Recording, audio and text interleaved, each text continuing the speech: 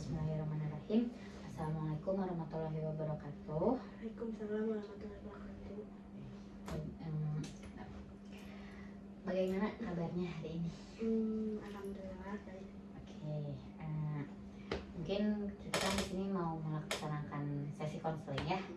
Kebetulan kita sesi konseling sesi ke-1, sesi pertama. Jadi lebih baik kita perkenalan dulu ya. Ini dari saya dulu.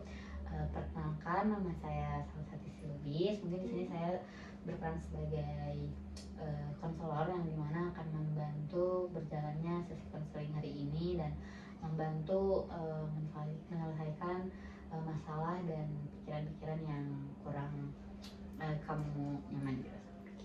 Boleh kenalan dulu.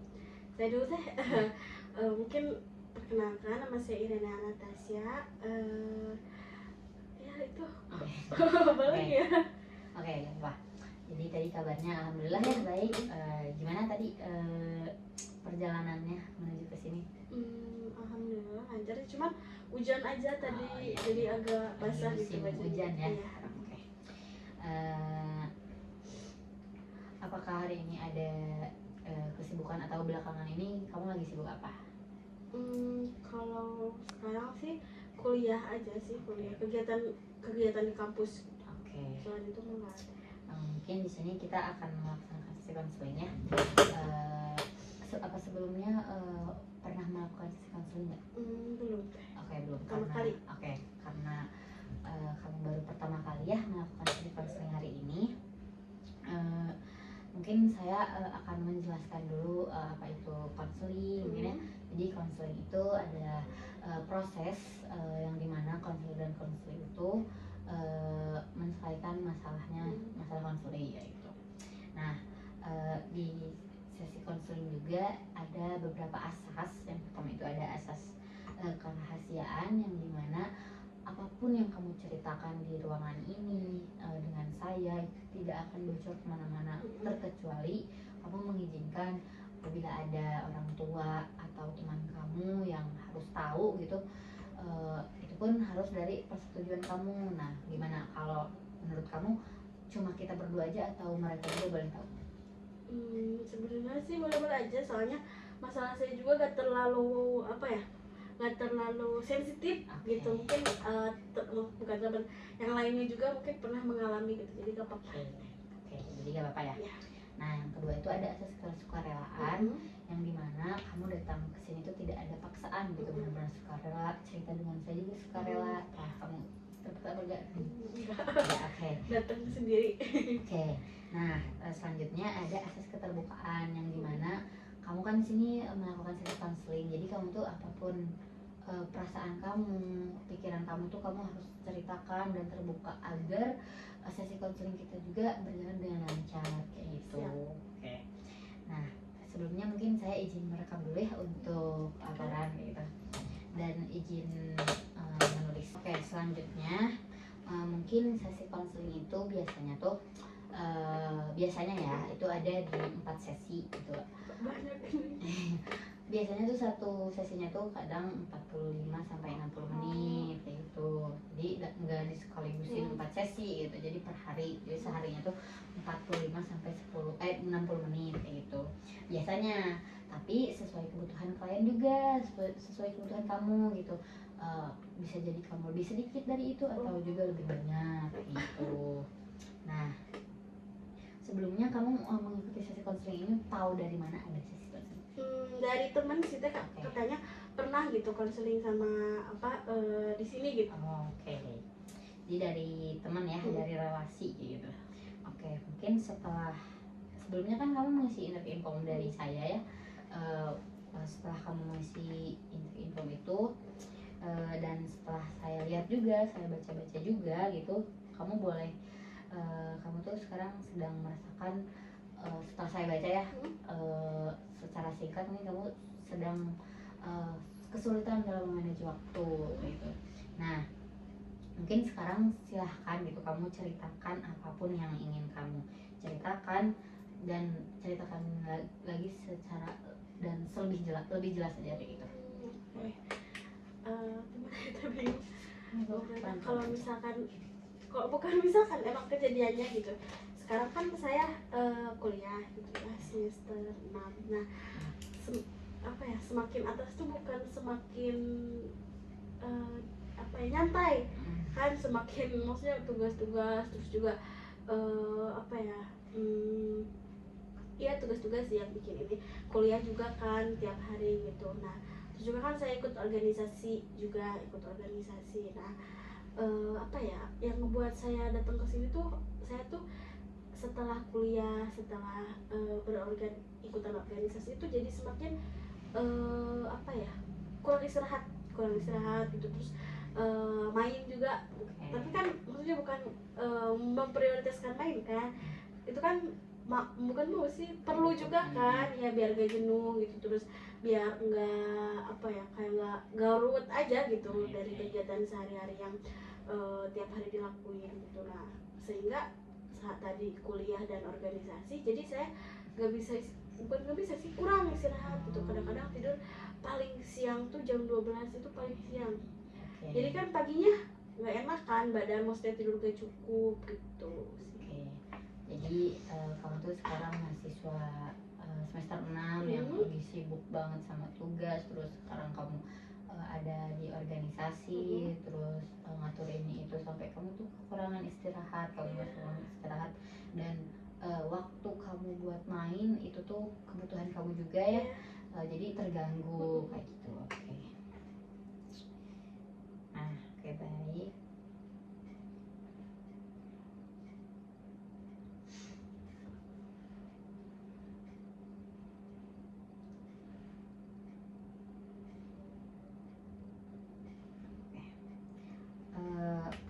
Langsung saja mungkin ya, apa yang sedang kamu alami akhir-akhir ini setelah kamu menceritakan itu? Apa ya, nggak ada sih, paling itu aja, ngerasa capek aja, capek gitu. Terus juga iya capek aja gitu. Persisnya itu seperti apa, dalam situasi seperti apa? Ya setelah berkegiatan di kampus, setelah kuliah, terus juga pulang harus ngerjain tugas, terus juga mikirin organisasi juga kan, itu banyak kerjaan juga ya yang harus dilakuin gitu sih teh. Kira-kira spesifiknya tuh apa yang terjadi di sana tuh seperti apa gitu? Capek karena udah ngerjain tugas. Itu kejadiannya ngerjain tugas, yang ngerjain proker organisasi. Nah, kira-kira saat kamu merasa capek gitu ya, saat kamu ngerasa kurang istirahat, apa yang muncul dalam pikiran kamu tentang hal itu? Sedih karena kayak capek gitu. Selain kamu merasa sedih, adakah hal lain lagi gitu? Hal lain paling capek, terus sedih karena capek gitu, ngerasa kayak apa ya, lihat teman-teman di apa ya, storynya gitu pada main gitu sih, kayak ampun gitu, aku kapan ya gitu, kayak tidur aja kurang kita apalagi main gitu, keburu kan. Setelah kamu merasakan hal itu terus kira-kira perasaan apa yang hadir ketika kamu merasa seperti itu? Pengen sih kayak gitu, iri mungkin, kayak iri lihat teman-teman yang udah bisa yang udah bukan pada bisa main gitu. Kayak kadang-kadang kan teman-teman iri waktu ya. teman-teman ngajak aku main gitu, sebenarnya ada punya teman, bukan berarti gak punya teman, cuman kan ya itu waktunya, waktunya gitu. Ini tujuannya kemana sih anjir konseling maksudnya? Kami buat kan orang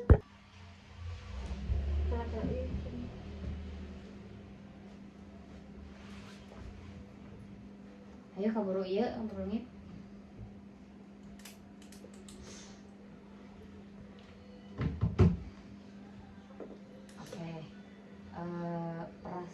Jadi perasaan kamu tuh sedih tadi tuh ya, kayak iri waktu sama kalau lihat story temen tuh. Jadi intinya kamu tuh lebih ke nggak punya waktu untuk istirahat, kamu tuh nggak bisa memanage waktu dalam kegiatan kamu gitu, sehingga kamu tuh nggak kayak ngerasa nggak punya waktu istirahat kayak gitu. Nah, kira-kira berarti perasaan yang munculnya itu capek ya? Iya capek, terus ya sedih gitu karena capek. Oke. Sedih karena capek berarti sedih gitu ya. Iya. Oke, gambarannya kalau diskalakan ya, yang dimana satu itu kamu sedih, capek, benar-benar nggak bisa rasa, nggak punya waktu buat istirahat, benar capek aja sedih gitu.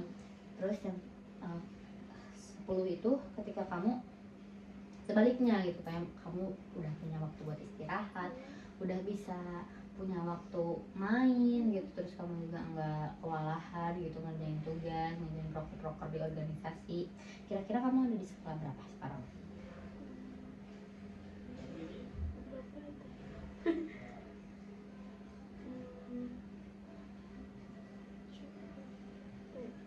Lima sih.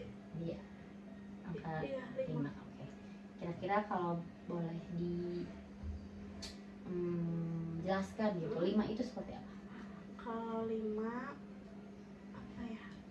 Jadi 5 kan setengah ya, Teh. Ya. Jadi mungkin 5-nya udah bisa saya lakuin gitu, kayak udah beres lah, maksudnya ada rasa tenang 5 karena emang udah tugas-tugas saya tuh udah dilaksanain. Nah, 5-nya itu karena ya saya nggak bisa istirahat, capek. Oke. Jadi 50-50. Iya, iya. Oke. Kayak saya merasa puas juga gitu. Oke. Seimbang lah ya. Iya, benar-benar. Oke, mungkin terima kasih ya, kamu juga sudah terbuka. Kira-kira setelah kamu selesai mengikuti sesi konseling ini, tadi kan kamu ada di skala 5, tujuan kamu pengen ke angka berapa? Kayaknya 8 cukup, 8 juga soalnya. Iya 8 aja, soalnya kan saya juga ngerti gitu, semua orang juga capek. Kira-kira angka 8 itu seperti apa?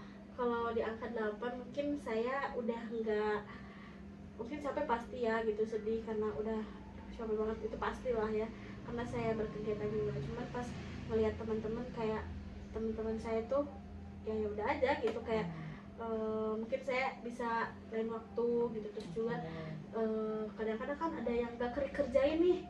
Nah itu tuh maksudnya biar bisa kerjain aja gitu hal apa yang harus saya kerjain gitu. Entah dari tugas, entah dari organisasi, misalkan hadir rapat gitu, juga kuliah kehadiran dari kuliah itu. Oke, 8 ini kamu udah gak ngerasa capek lagi ya, udah ngerasa sedih lagi gitu ya. Baik, mungkin sebelumnya terima kasih juga ya kamu sudah terbuka gitu. Saya mendengar bahwasannya ada beberapa, khususnya kamu gitu ya, tadi mengatakan bahwa kamu tuh lagi capek, lagi sedih gitu. Adakah pikiran otomatis yang muncul ketika kamu merasa seperti itu, selain kamu tuh capek, kamu tuh sedih gitu, khususnya kembali ke diri kamu sendiri? Pada saat itu ya capek, pengen capek gitu, pengen istirahat. Oke. Ada lagi? Kayak maksudnya sampai kapan gitu kayak gini gitu sih.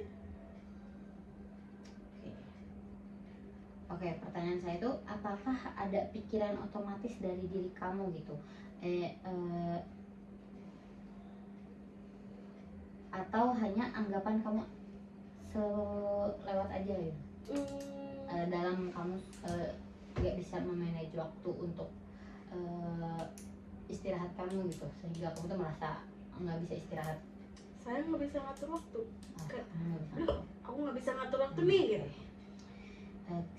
Oke, saya mau tahu, sebutkan 3 manfaat setelah kamu bisa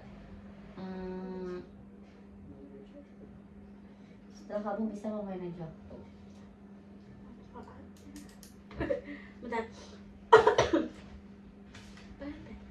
Mungkin kegiatan saya jadi lancar dari pagi sampai sore, makan sampai malam.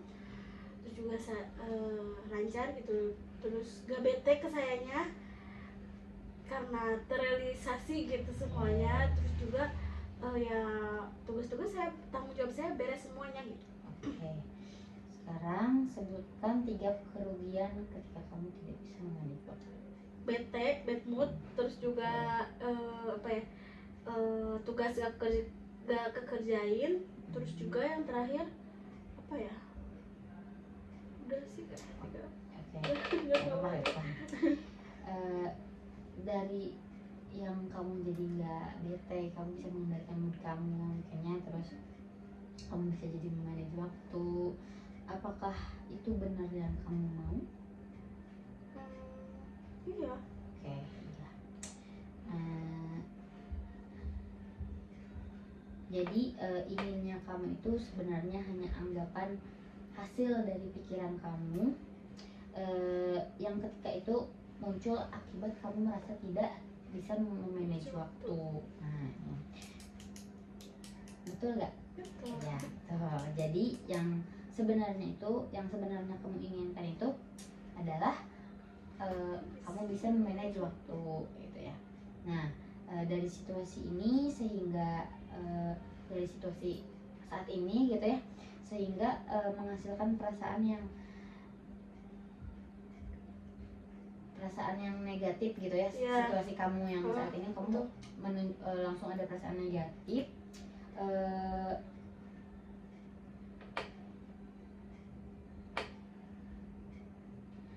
Kira-kira self love negatif apa yang muncul dalam pikiran kamu ketika kamu merasa seperti itu? Tadi kan kamu mengatakan bahwa kamu nggak bisa mengatur waktu, ya. Nah, coba sekarang kamu ulang-ulang kata-kata itu. Jadi pas kamu mengulang-ulang kata itu, lanjut ke pikiran self talk positifnya gitu. Kira-kira menurut kamu self talk positifnya itu apa? Saya berhasil karena sedang menjalankan waktu. Gimana deh? Saya berhasil sih. Waktu. Ya, itu saya berhasil memanage waktu. Sekarang kamu ulang-ulang terlebih dahulu kata-kata itu yang negatifnya, terus setelah saya bilang stop, kamu tarik nafas sampai kamu merasa tenang. Terus pas udah itu kamu langsung katakan berulang-ulang lagi self talk positifnya. Nanti saya bilang stop, tarik nafas lagi, gitu ya. Boleh dicoba. Saya tidak bisa memanage waktu. Saya tidak gitu kan? Ya, saya tidak bisa memanage waktu. Saya tidak bisa memanage waktu. Saya tidak bisa memanage waktu. Saya tidak memanage waktu. Saya tidak bisa memanage waktu. Stop. Nah, apa yang muncul dalam pikiran kamu ketika kamu mengatakan hal itu? Sedih. Ada lagi? Karena ya sih sedih aja, soalnya ya saya nggak bisa memanage waktu. Gak lancar. Kita ukur kembali ya. Tadi kan kamu ada skala 5. Nah, kira-kira setelah kamu melakukan self talk negatifnya, kira-kira ada di angka berapa sekarang? Tetap 5.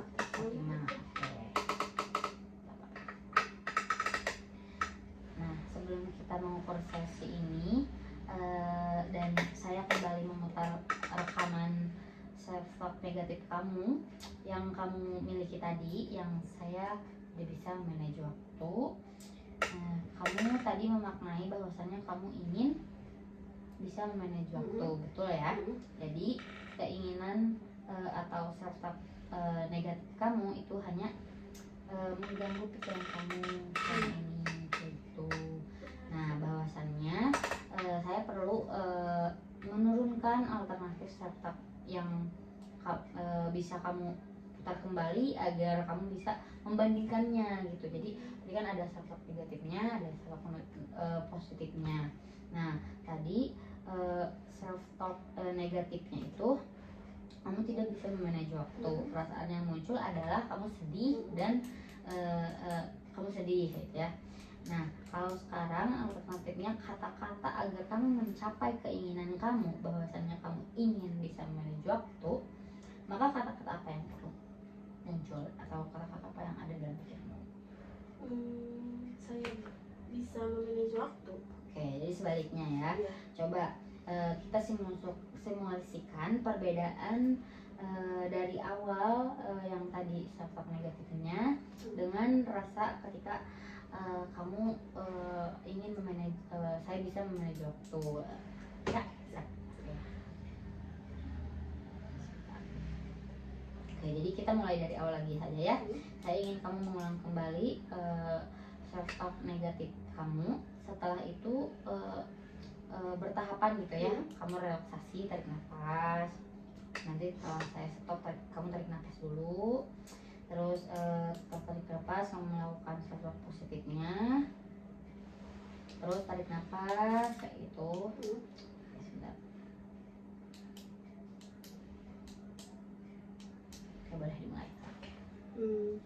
Sambil ngambil Senyamannya aja sih. buka aja. Saya tidak bisa memanage waktu, saya tidak bisa memanage waktu, saya tidak bisa memanage waktu, saya tidak bisa memanage waktu.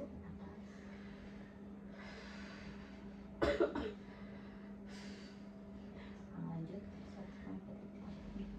Saya bisa memanage waktu, saya bisa memanage waktu, saya bisa memanage waktu, saya bisa memanage waktu, saya bisa memanage waktu. Stop.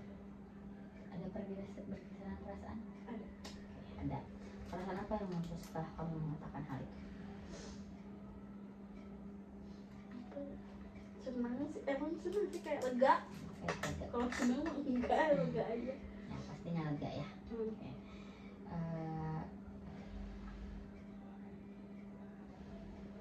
Kita hitung kembali setelah kamu melakukan hal itu, apakah ada peningkatan dari angka 5? Tentu, soalnya maksudnya gimana? Sekarang atau Sekarang? mungkin 6 atau 7, 6,5 bisa nggak? Bisa enggak? 6,5 ya. 6,5. Jadi peningkatannya itu ada di Iya. 6,5. Oke. Setelah kamu melakukan stop berpikir seperti itu, apakah terjadi penurunan atau Naik naik ya? Naik ya. Oke. Nah, kira-kira di angka berapa? Yang tadi ya 6,5. Iya, Oke. Nah, apakah masih ada rasa itu? rasa yang mana teh? Yang capek sedih terus kamu Masih, belum masih. bisa mengatur waktu masih? Masih. Oke. Ya, kita coba lagi mungkin ya kalau masih ada. Boleh dicoba diulang. Saya tidak bisa memanage waktu, saya tidak bisa memanage waktu, saya tidak bisa memanage waktu, saya tidak bisa memanage waktu. Tarik nafas. Lanjutkan Saya bisa memanage waktu, saya bisa memanage waktu, saya bisa memanage waktu. stop. Saya- Enggak apa-apa. Sudah, enggak apa-apa. Sudah. Kira-kira sekarang ada pergeseran perasaan, maksudnya masih ada rasa yang Ada sih, tapi sedikit. oke, ya enggak apa-apa.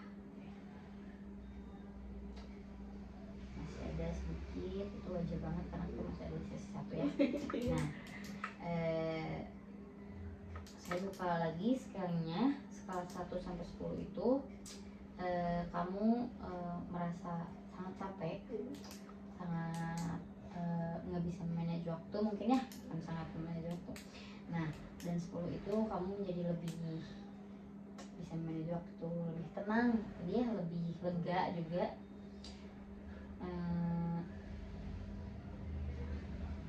Dan lebih yakin pada diri kamu sendiri. Nah, kira-kira ada di bagian tubuh sebelah mana perasaan tenang itu dan rasa kamu tuh bisa manage waktu? Sini. Oke. Yang dari hati. Ada di rasa, ada di hati ya. Oke. Oke, mungkin perasaan tenang itu sudah ada di dalam hati kamu. Kiranya mungkin sesi hari ini apakah sebelum kita mengakhiri sesi ini mungkin ya sekarang udah mau berakhir sesi konselingnya, maka ada pertanyaan terlebih dahulu. Mungkin buat sesi selanjutnya gimana coba? Mungkin kalau kamu, kita kan ada di jeda 1 minggu, jadi kamu bisa di hari ini kembali, tapi terserah kamu gitu ya. Kamu tinggal kontak lagi aja, tapi bagusnya setelah 1 minggu kamu kontak saya. Oke. Udah cukup. Mungkin terima kasih ya kamu sudah datang ke sesi konseling hari ini, sudah terbuka juga. Mungkin dicukupkan sekian. Assalamualaikum warahmatullahi wabarakatuh.